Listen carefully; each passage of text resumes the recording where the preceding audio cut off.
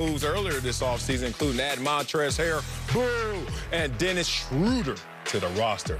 Fox NBA analyst Chris Broussard and Slick Rick the Bucher are back and joining me. So, Slick Rick, you're up first. Will LeBron have an easy path to a fifth title this year?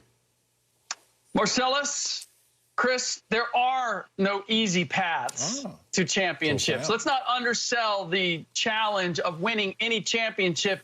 And certainly let's not undersell the fact that we are in unknown territory right now when it comes to still being in the midst of a pandemic.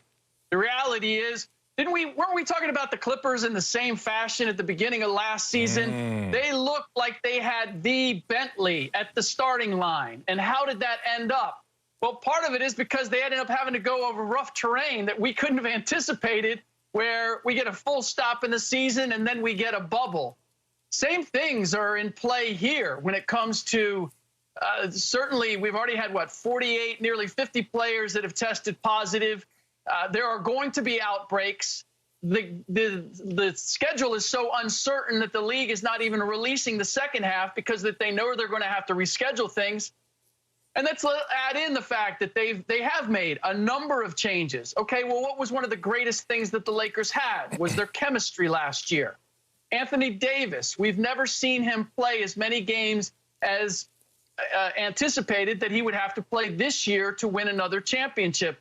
And LeBron James, I know he seems to be the Energizer Bunny, but at some point, age has to show up, does it not? So does he have the best team he's ever had at the starting line? Without question. But to suggest that the path is going to be easy would suggest that we know what the path is going to look like, and we simply don't. We know what the path's going to look like. Another abbreviated season. We do know that. That's not unfamiliar territory. And the Lakers are the kings of this 2.0 asterisk season, because we saw how they looked in 1.0 asterisk season. I see you, Chris Broussard. Yeah, I said it, damn it. It was an abbreviated season that lends itself easily to the Lakers and their fortunes because you have an aging star in LeBron James. No signs of slowing down, but certainly benefits when you keep giving him abbreviated seasons. That said, I'm looking at this team, and I was a little jealous this offseason. I ain't gonna lie, watching all the transactions and, AD signing, LeBron signing, we knew that was gonna happen. But picking up Montrezl Harrell, taking him from the Clippers, that hurt a little bit until I reminded myself how bad, how horrible Montrezl Harrell was in the playoffs for my same Clippers. So, yeah, take that problem and put him on your squad, and let's see how that works out in your postseason fortunes. Oh, you want to bring in Schroeder as well. You want to take out Rondo, bring in Schroeder. I love Rondo's playoff experience, playoff Rondo. And now you got a guy who's only played 3 career postseason victory games. Little difference in experience. So I'm looking at the Lakers as a team that won a championship by the slimmest of margins. Let's think about what that is. It's not about wins and losses in the series. It's about how you were playing in those same games and how that added up to a championship. 18 champions since the NBA went to a 4-7 game series since 2002. Let's talk about what the Lakers were. Of all those champions, the one that allowed the most points per game, the one that allowed the highest opponent's field goal percentage, and the one that allowed the highest opponent's three-point percentage.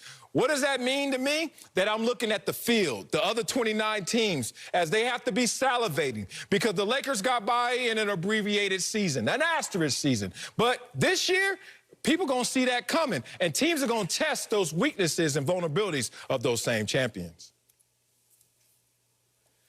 All right, Marcellus, that was spoken like a true Clippers homer. I ain't even mentioned enough with the asterisks. I knew that was coming. Enough with the asterisks abbreviated season talk. First of all, remember, LeBron at his age, he's about to be 36, is getting hardly any type of offseason. He's losing 30 days from what your typical championship team has before the season began. So that doesn't help him. Secondly, 72 games, okay, it's not 82, but it hardly qualifies as some major abbreviated season. Okay, it's not quite the full season, but 72 games is still a lot. So I got to shoot that down immediately.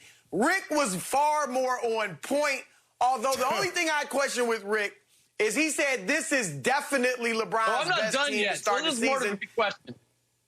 Okay, because one of those Miami teams might argue with that. But let me go to the other teams. I do think the Lakers are the heavy favorite. They should be the favorites, but it's not going to be easy because everybody is sleeping on your Clippers, Marcellus, at their own peril. I'm not saying they definitely going to beat the Lakers because the Lakers are the favorites. However, the Clippers will be better. They will be humbled. They will be motivated. Their chemistry will be better. Serge Ibaka was a great pickup because he's close with Kawhi. He can bring out the fun guy, and I think that'll make everyone else like Kawhi a lot more. He'll be more involved with the entire team, and Serge is just a great locker room guy in general. Luke Kennard, if he's healthy, is a nice pickup. Obviously, Marcus Morris is still there. I know I hear the talk, oh, they needed a point guard, and I get that. But they got two great wing players, both of whom can handle the basketball, can make plays for themselves and others. And Ty Lue will, I think, do great things for their chemistry. He'll insert more strategic things like pace and space, more ball movement. So the Clippers are going to be better than they were last year, as I expect the Lakers to be. But I'll give the Clippers a shot, even though the Lakers are the favorites. Chris, I'm very interested by that whole description of the Clippers because you left out one very important name to be able to identify exactly what he's going to do, and that would be one Mr. PG Paul George. You didn't say a word about how he fits in to this dynamic, and that is a big question for them. I do believe, to your point, the Clippers will be better because they're not going to be favored. And they now have a vendetta because they have really been knocked down a couple of pegs. But they are still missing that leadership. And Kawhi, the fun guy, may come out. But what we learned from last year and everything that we've heard about the Clippers last year was that the leadership of Fred VanVleet and Kyle Lowry in Toronto was an important part of winning a championship there. Kawhi might have been the best player, but he wasn't the leader in Toronto, and he wasn't the leader in San Antonio. They're still missing that element with the Clippers. Now, the other thing you said about the Lakers being the prohibitive favorite, that's the most interesting part here for me, because if I look at LeBron James' teams, he's never, other than maybe the first year in Miami, and we know how that turned out, he's never been the prohibitive favorite from the beginning of the season. And as both of you gentlemen know, that comes with a certain weight and expectation and a microscope with everything that you do. We saw how the Clippers did not handle that very well. Now, LeBron has checked every single box. He has experienced just about everything. But again, it's new territory to be this heavily favored from the very beginning for LeBron James. And we know he kind of likes that underdog role. How's he going to handle it? Again, new territory here to suggest that the path is going to be easy, particularly on those circumstances, I think is not taking into account everything that the Lakers face. Interesting, because I'm looking at it simply as this. Not even being a Clipper homer, you know I am. I don't have to show my colors. I wear them. But at the same time, I'm looking at it like it's a 29-team field versus the Lakers. And I'm rolling the dice saying one of those 29 teams are going to be in contention and really give the Lakers a scare. Why do I say that? One, I'm not going to sit up here and allow Chris Broussard to minimize, to understate the importance of taking 10 games off of a regular season schedule and how that's a positive effect for the Lakers and especially LeBron at this age. It's like 12, 13% of the games wiped off the calendar. Chris, if I walk up to you right now and say, hey, I got $1 million check for you, you light up. If I came to you right after, it's like, sorry, big dog. I actually have an $877,000 check. You're still gonna light up, but it ain't the same wattage. You know why? Because you already know the difference. And that's the same thing from 72 games to 82 games. There's a different amount of wattage. LeBron James right now is asking his body, he's asking Father Time, please hold off, because only 4 players have won back-to-back titles at an older age than LeBron will be next year during championship time. And that's Kareem, David West, Ron Harper, and Dennis Rodman. Oh, let me remind you that even Kareem in that stage of his career was not the one carrying the torch for the team. He was not the leader of that team.